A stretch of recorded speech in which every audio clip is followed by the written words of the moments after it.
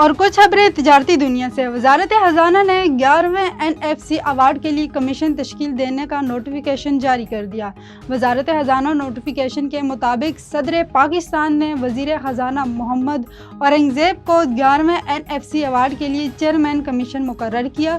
7ویں NFC award کے بعد اب 11واں ایوارڈ متعارف کرایا جائے گا۔ اسی طرح چاروں صوبوں کے وزرائے خزانہ چاروں صوبوں سے ٹیکنیوکریٹ کمیشن کے ممبر مقرر ہیں۔ ٹیکنیوکریٹ میں پنجاب سے ناصر محمود کھوسا، سندھ سے اسد سعید کمیشن کے ممبر مقرر کیے گئے ہیں۔ وزیراعظم شہباز شریف نے وفاقی کابینہ کے اجلاس میں یوٹیلیٹی اسٹورز کارپوریشن کی تحلیل کی سمری منظور کر لی ہے۔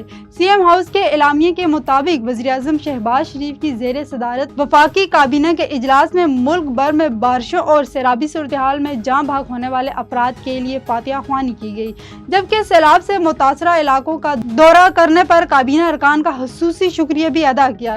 اعلامیے میں بتایا گیا کہ اجلاس میں وفاقی کابینہ میں یوریا کی قیمتوں میں توازن کے حوالے سے سفارشات پیش کی گئی اور وزیراعظم نے کہا کہ کسانوں کی پیداوار میں اضافے کے لیے ان کی پیداواری لاگت کو کم کرنا ہوگا، جس کے لیے مصدق ملک، علی پرویز ملک، رانا تنویر حسین، محمد علی اور ہارون اختر پر مشتمل کمیٹی قائم کر دی گئی ہے۔ چین نے کراچی تا پشاور ریلوے منصوبے میں تیسرے فریق کی سرمایہ کاری پر رضامندی ظاہر کر دی۔ اس حوالے سے چینی وزیر خارجہ کے حالیہ دورہ پاکستان کے دوران پاک چین وزرائے خارجہ کے اسٹریٹجک مذاکرات میں اہم پیش رفت سامنے آئی ہے، جہاں مذاکرات کی مشترکہ صدارت نائب وزیر اعظم اسحاق ڈار اور چینی وزیر خارجہ نے کی ہے۔